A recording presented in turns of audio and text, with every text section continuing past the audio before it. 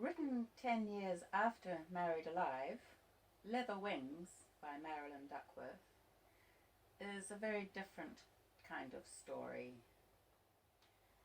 Wallace, the Rawleys man, comes into the lives of Esther and her young granddaughter.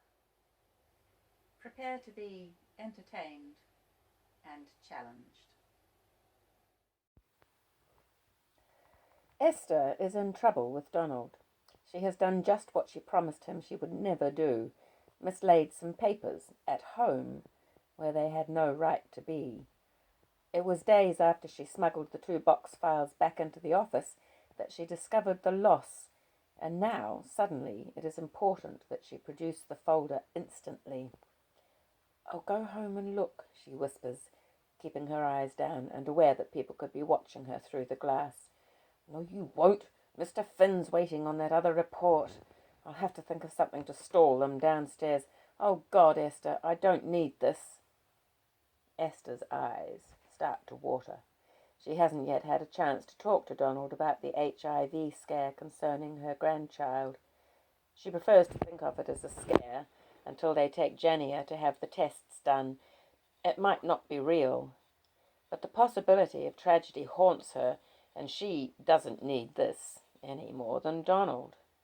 She can't believe he doesn't see the skull and crossbones in her eyes, the scythe of the grim reaper swinging in her pupils, and accuses him soundlessly of insensitivity. Is he blind? He must see something is wrong. Does he think she looks this way, the grey bags snuggled on her cheekbones, simply because of his possible impending departure? A typical smug male assumption. Of course she will miss him, horribly, but of course she will survive. Today she feels quite sure of this. There are worse things. Death is all very well in its proper order, but to have it living under your own roof, inhabiting an innocent child, a child you were calling a nuisance 2 days ago. She feels sick in her stomach. She hasn't been able to eat since the letter arrived. It feels like when she was hauled up in front of the headmistress that time for taking home school property. Guilt. "Yes, Mrs. Patrick." That was when she was still afflicted with her nervous stammer.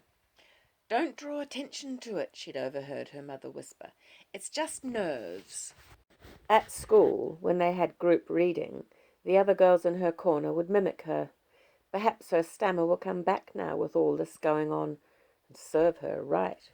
Guilt.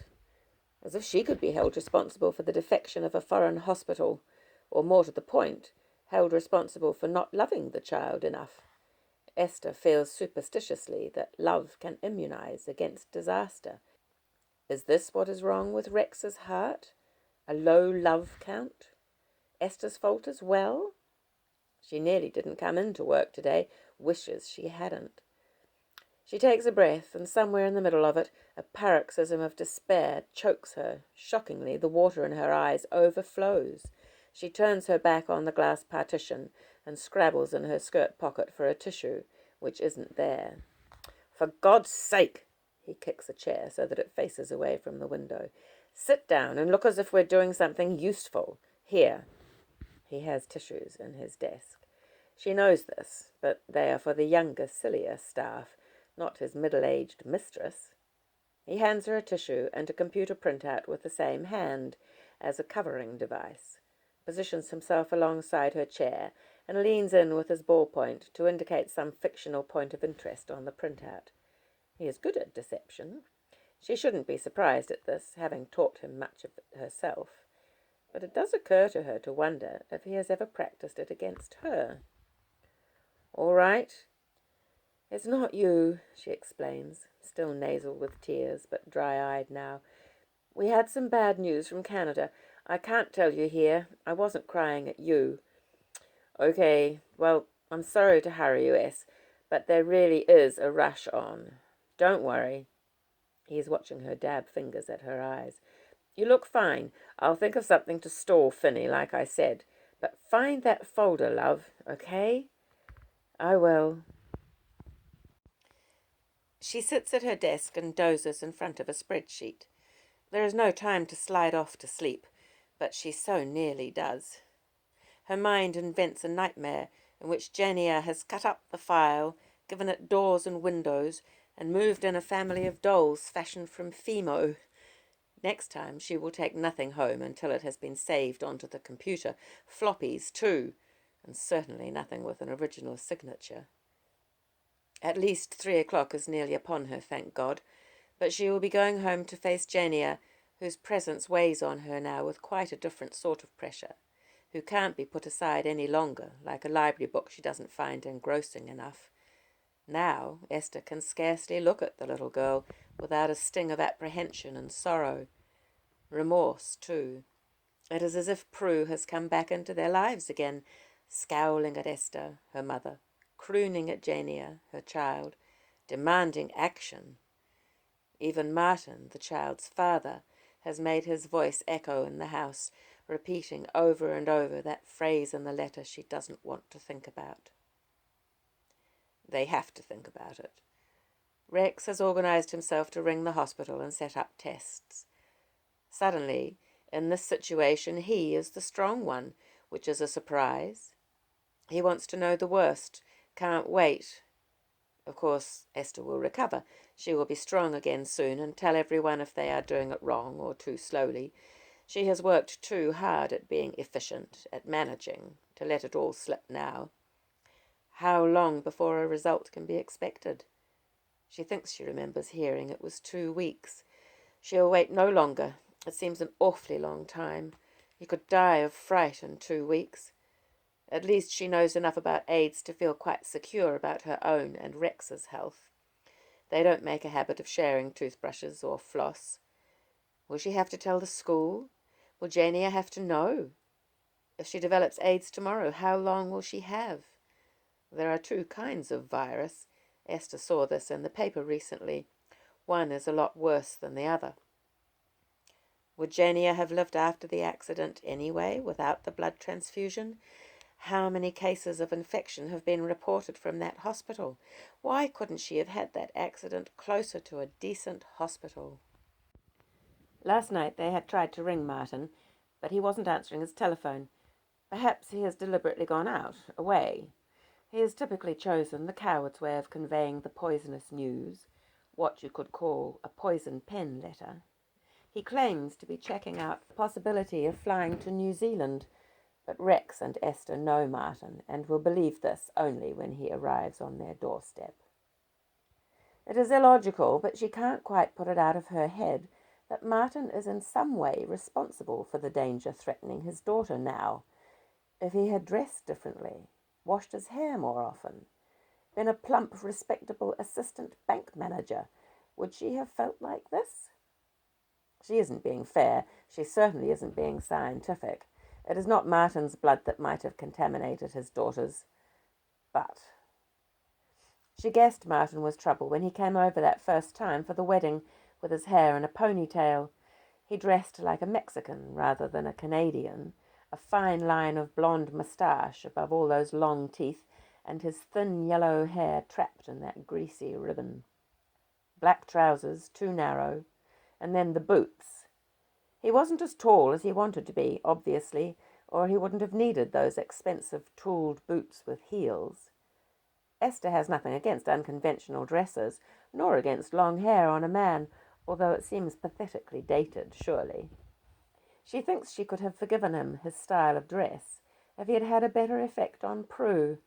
She and Rex couldn't stand the way Prue gazed at this creature, how she kowtowed to him, giggled at his unfunny puns. It was dreadful. She can't remember one conversation with Martin that wasn't larded with smart aleck humour. How could you believe there was a real person living in there? Even at the funeral and on the days that followed, he mimicked a wind-up wooden doll.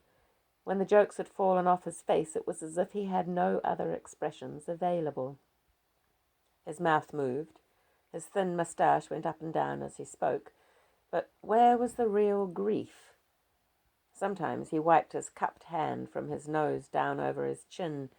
Perhaps there was grief under his hand, who knows?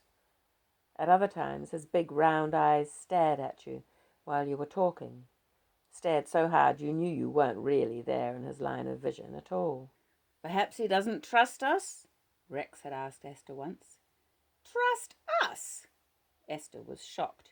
He's a con man. He is the father of their grandchild, Prue's daughter. She looks like him. His genes must be in there somewhere, warring with Prue's genes. Or are Prue's genes giggling and backing off, while his genes are punning wildly in Jania's bloodstream? This is a terrible way to be thinking about Jania.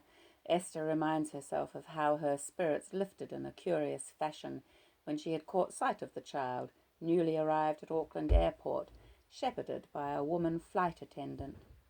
Jania's little face looking out expectantly from under her fringe and lifting up at the sight of Esther and Rex at the barrier.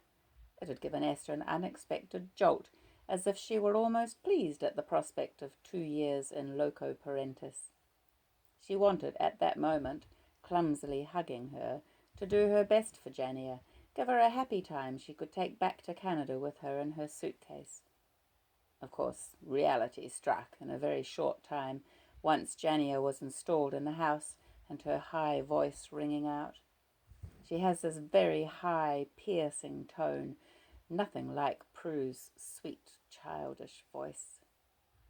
Esther thinks of this irritating high piping, and there is something so poignant in the sound of it, a tear rolls over and out of her eye where she wasn't even aware of tears gathering. It's all right. She still has Donald's tissue. Wallace. I'm getting closer. I'm getting to know all the people she knows. That way I can know her better. Something wrong with that? You see, you can't tell me there's anything wrong with that. The grandparents first. Well, you couldn't exactly say I was getting to know him. He's such a superior bastard. I've met his type before. But Esther, she talks to me like a normal person, not nosy wanting to know my business, not too stuck up to tell me some of hers. She warned me Jania might be going away in the new year to Canada, didn't she? If she hadn't told me that, I wouldn't have been prepared. It wouldn't be the first time someone's walked out on me, but you can cope better if you're prepared. I'm grateful to Esther for that, although Jania would have told me herself later on, but I didn't know then I'd be seeing her, or not so soon, not in the play area near my flat. And now I've met Sharon, the babysitter. I know where she lives. I drove past the house to remind myself of which one, although I did most of that street not 2 weeks back, and I had business waiting for me over the other side. When I saw the house, I remembered Sharon's mum, a sick lady, I think it's the big C, but she's not in bed or anything.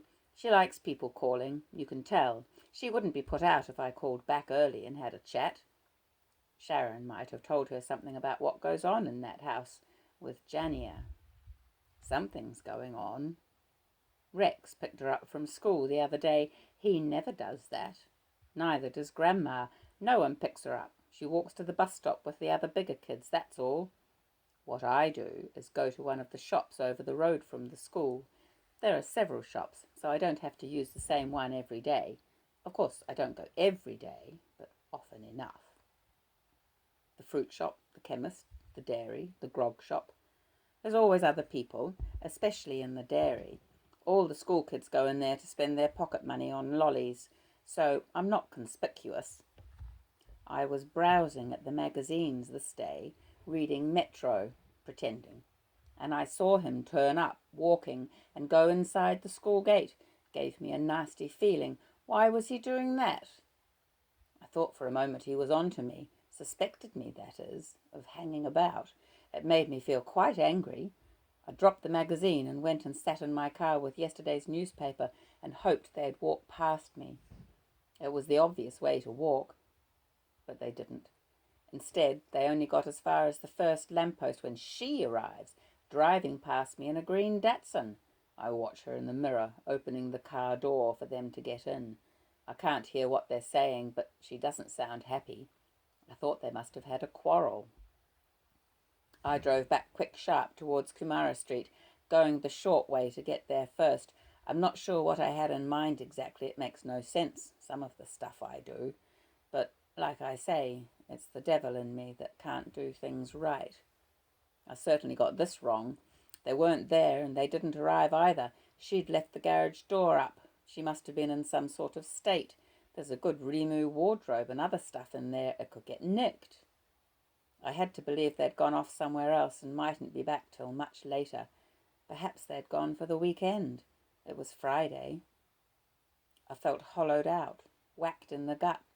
Something had happened, I thought, and I was afraid it was something that would take her away from me. Daddy wants her back in Canada pronto, something like that. I'm psychic sometimes. I get a whiff of what's going down before your average person. I'd been sitting there long enough, too long for my own health, and this wasn't doing my business a bundle of good either. I've wasted too many hours this week. I'll have to pull myself together. I can hear my father laughing down his nose, and Claude giggling away. Cut it out. Esther and Rex take Jania after school to the private medical centre. They will have to pay for these tests, but it seems less sordid in a carpeted clinic with a hotel-style foyer than in the echoing spaces of the public hospital. Jania is bemused, but curiously trusting. She has had needles before and treats them as just another necessary mystery adults impose on the young to make them strong. Ironic. Another needle is responsible for why she is here. Adults are not to be trusted after all. They make mistakes, but Esther and Rex are still protecting her from this truth. No need for us all to go in. Rex sits outside in the car reading the newspaper. As Esther and Jania perch themselves among other patients in the carpeted waiting area, the woman behind the executive counter calls them, waving the slip of paper Rex had obtained from their doctor. Barton, can you tell me what this is? Janie's here for what? It doesn't say. Esther moves rapidly and inclines her head, pointing at the doctor's hieroglyphics on the form. But what does it mean? Your doctor's supposed to put... It's a code. Quietly. A code? Not quiet at all. But it's supposed to be anonymous, Esther hisses, snaky with fury and embarrassment. Oh, yes. Oh, I see. Sorry. Thank you. The nurse doesn't look up again from the form. Esther sits down and glares at a nervous-looking man next to her, as if the incompetence of the staff is his fault. He drops his gaze obediently, then moves it wonderingly on to Jania. Esther blushes for the child before she can recover herself. She studies the other patients surreptitiously. What sort of tests are they here for? What is that man here for? Flatulence? Anemia? It could be either of these by the look of him. Or herpes? Genital warts? A new strain of gonorrhea? You could never tell. She has avoided all of these while living a not entirely blameless life. She thinks of the new STDs as diseases of the young, not of her generation. But what is there to say Donald has not succumbed to young flesh, dipped back from a main course into an appetizing entree, a soup of venereal richness? Rex, too. Why not? She certainly never expected herself to be connected so closely to the most fatal of love's poisons. She is grateful that Rex has accompanied her here, even if he does sit outside in the car. He will be there to listen sympathetically while she vents her wrath at the stupidness of the nurse mannequin behind the counter. What is the point of the discretion of a code if that bitch questions it at the top of her voice? Jania swings her legs and turns the pages of an Australian Woman's Weekly, too fast. Would you stop flicking that? Esther instructs in a low, irritated tone. She has a special strangled voice that she uses instead of a whisper. It takes so little time once Jania's name is called, Esther feels nearly cheated. That thin tube of blood, casually drawn, contains the whole of Jania's future. They emerge into the parking area and into a blast of sunshine with the feeling they have been attending something as unreal as a matinee film. In the evening, Rex and Esther study again the pamphlets the doctor had given Rex. HIV seropositive, AIDS-related illness, ARC, and AIDS full-blown, rules of hygiene, mental attitude. The spectre of illness hangs about the kitchen, affecting Rex's cooking, He has bought a recipe book titled Eating Health, and Esther's appetite. Her stomach has flattened gratifyingly, but she doesn't feel well.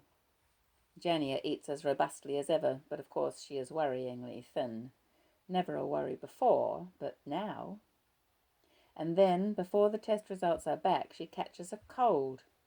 "Let me see inside your mouth," Esther orders. "Open up." Jania stands on one leg and says, "Ah," sticking her tongue out. "You don't have any sore bits on your gums or tongue?" "Throat's sore," Jania says and coughs. "I think we'll keep you home from school." "Okay." Rex looks anxious. Lately he has taken to changing the towels and tea towels after very little use. The wash load has doubled. He spends more time in the bathroom and gargles with the blue mouthwash. Esther teases him, but he tells her it isn't what she thinks. It's to keep plaque off his remaining teeth. "You can cope, can't you?" she asks him. "With Jania home?" I suppose." "I don't want to take any more time off work. It's chaos at the moment. I'll pick up some videos." "How are we off for tissues?" He turns to Jania. "I'll give you a special bag to put your used ones in, okay? I'll pin it to you so you know where it is." "Okay." The little girl has never had so much attention paid to a head cold. Normally, she is sent to school with a supply of hankies in her school bag and sneezes like everyone else. Rex asks Esther later, "Why are we keeping her home? She's only got a cold. Who are we protecting, them or her?" "Both, of course. I'm sorry. Is she difficult? Anyway, you shouldn't spread cold germs. People are thoughtless." "You go to work with a cold. To get away from me, I expect." "We'll get the results after the weekend." "She sneezes at me. She wants me to play with her doll city, and she sneezes all over them." "She's only 6. Where is she, anyway?" It is 4 o'clock in the afternoon now, and a stiff breeze is pushing the leathery leaves of the gum tree against the window glass. "I sent her outside for some air. It's sunny." "It's cold. Jania!" The child dominates the house, even more than before, dominates the conversation. The date of the test result approaches like a train, growing larger, noisier, directed down fixed tracks by a signalman whose name might be God and might be the devil.